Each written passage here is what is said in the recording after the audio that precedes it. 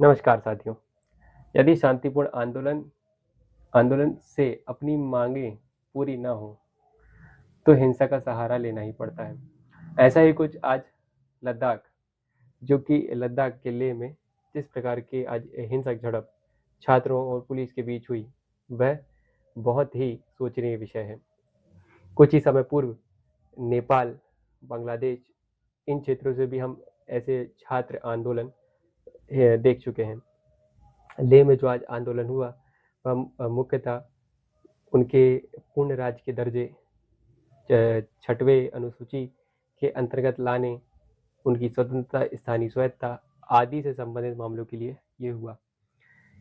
तो आइए जानते हैं इस पूरे मुद्दे को, इस पूरी चर्चा करते हुए हम समझेंगे कि ये जो लेह हिंसा हुई, इसके पीछे क्या कारण है या इसके इसके पीछे जो है क्या मांगे थी, कि ये कब से चल रहा था। लेह जो एक बौद्ध धर्म मतावलंबियों का क्षेत्र है, जो शांति, अहिंसा, मध्यम मार्ग की बात करता है। आज यहाँ पे एक हिंसक झड़प हुई। इस झड़प का मुख्य कारण उनकी बातें सरकार द्वारा न माना जाना था। यहाँ पे मुख्यतः छात्रों के द्वारा यह आंदोलन किया गया है। इसमें बीजेपी कार्यालय के बीजेपी कार्यालय का घेराव किया गया।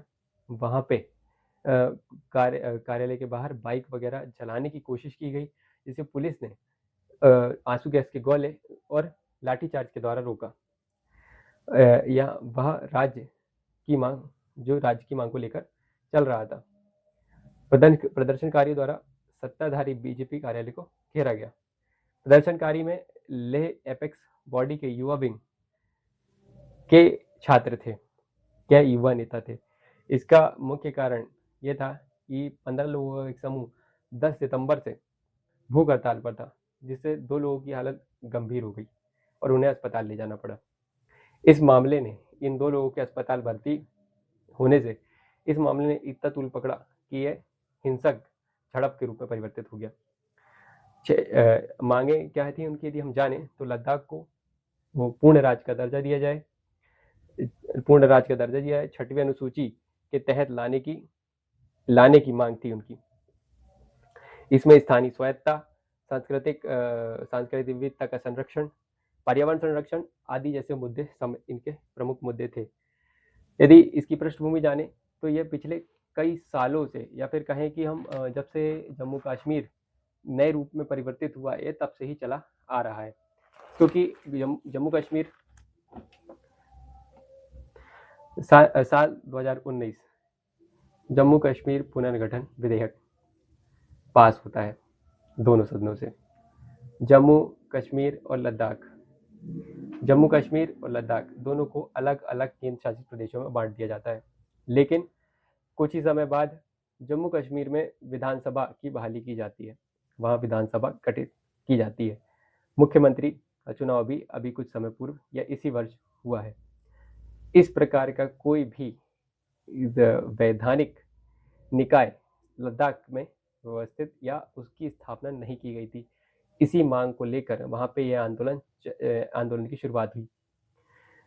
चिंता यह है कि स्थानीय स्वायत्ता और संसाधनों पर नियंत्रण और संस्कृति को केंद्र सरकार प्रभावित कर रही है, ऐसा उनका या वहां के लोगों का आरोप था।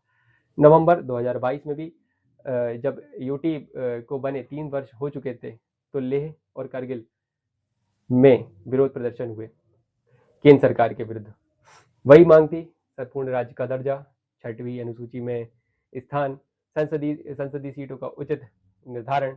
सरकार ने संवाद तो स्थापित किया, लेकिन इस संवाद का कोई भी सार्थक परिणाम नहीं आया। फरवरी 2024 में व्यापक लामबंदी हुई, व्यापक शटडाउन हुआ। यह मुख्यतः जो है लेह एपेक्स बॉडी और करगिल डेमोक्रेटिक अलायंस के तत्वाधान में हुआ। संयुक्त रूप से इस कार्ययोजना बनाई, इसकी 4 प्रमुख मांगे रखी गई, जिसमें वही पूर्ण राज्य का दर्जा, छठवीं अनुसूची, स्थानीय निकाय नौकरियों में स्थानीय लोगों को आरक्षण, लेह करगिल के लिए 2 पृथक लोकसभा सीटें, जो कि बहुत बड़ा मुद्दा होती हैं। लोकसभा सीटें सभी जानते हैं कि ये 10 लाख की आबादी पर फिलहाल दी जाती है। देश में 545 के लगभग लोकसभा सदस्यों की है। इस पे उन्हें एक सीटें अलग से चाहिए थी। वर्तमान में लेह लद्दाख या करगिल जो पूरा क्षेत्र है वहां से सिर्फ और सिर्फ एक ही सांसद चुन के आता है।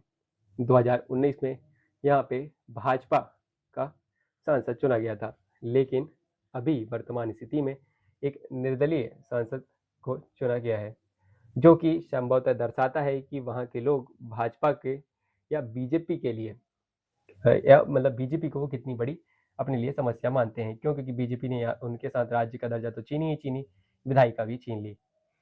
विधायिका इसलिए जरूरी है क्योंकि वहाँ के स्थानीय लोग अपने निर्णय स्वयं ले सकें, इसलिए स्थानीय स्वायत्तता की बात की जाती है और ये आवश्यक भी है।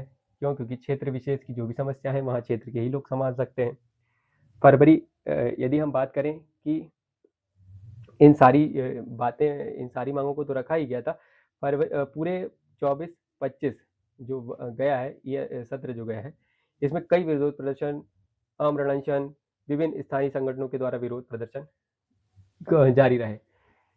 जारी रहने के साथ साथ अगस्त सितंबर 2025 में यहाँ पे वही कहते हैं LAB और KDA, मतलब जो ले और करगिल वहाँ की दो संस्थाएं थी, के नेता सोनम वांगचुक ने भूख हड़ताल शुरू की, अर्थात आमरण अनशन शुरू किया, जो लगभग 35 दिन अभी उसे हो चुके हैं।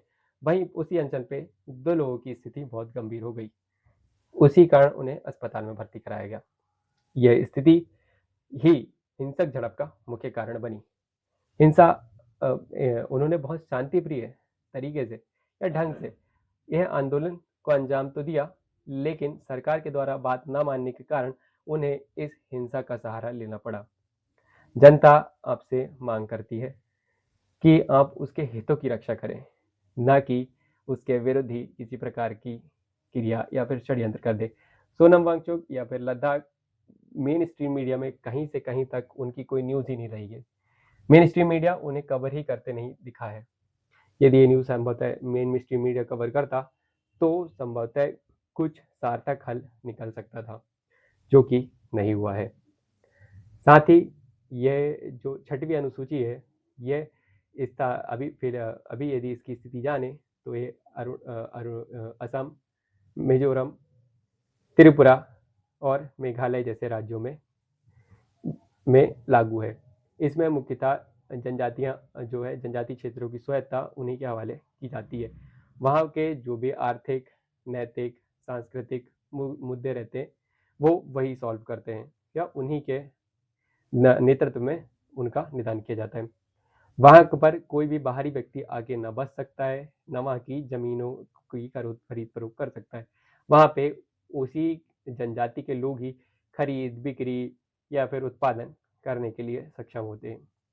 साथ ही जिला परिषद जैसा स्थानीय स्वायत्तता संबंधी संगठन भी उनको एक दिया जाता है, जो कि किसी भी एक जनसमूह के लिए या फिर क्षेत्र के विकास के लिए बहुत आवश्यक है। इसीलिए इस अनुसूची की मांग की गई, जो कि संभवतः केंद्र के द्वारा बातें संवाद इन लोगों के मध्य तो बहुत से हुए, लेकिन कोई भी सार्थक हल नहीं निकल पाया। इसी में अभी कहा जा रहा है कि इसमें 4 लोगों की मृत्यु हुई है और 70 लोग घायल हैं। यदि इस आंदोलन में इस प्रकार का प्रभाव पड़ रहा है तो ये देश की ही हानि है, हमें ये समझना चाहिए। हालांकि वहाँ के मुद्दे जो पर्यावरण संतुलन, जो वहाँ पे निर्माण है, प्रकृति पारिस्थितिकी तंत्र तक, जो एक क्रिटिकल पारिस्थितिक तंत्र है, वहाँ पे यदि विकास कार्य किए जा रहे हैं, निर्माण कार्य किए जा रहे हैं, तो वहाँ की इकोसिस्टम में भी गलत प्रभाव या दुष्प्रभाव पड़ सकता है, जो कि वहाँ की जनता या फिर वहाँ के वातावरण के लिए हानिकारक है।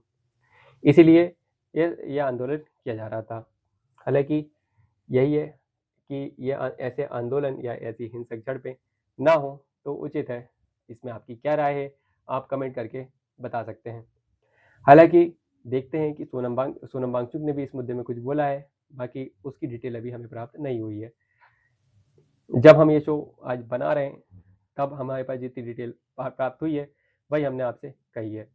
साथ ही आपको वीडियो अच्छा लगे तो नमस्कार मित्रों, आप देख रहे थे द न्यूज़ पंच। मैं हूं नैन बघेल। यदि वीडियो अच्छी लगी हो तो लाइक करें, शेयर करें, कमेंट करें और हमारे चैनल को सब्सक्राइब ज़रूर करें। ऐसी ही जानकारी के लिए लगातार बने रहें। धन्यवाद।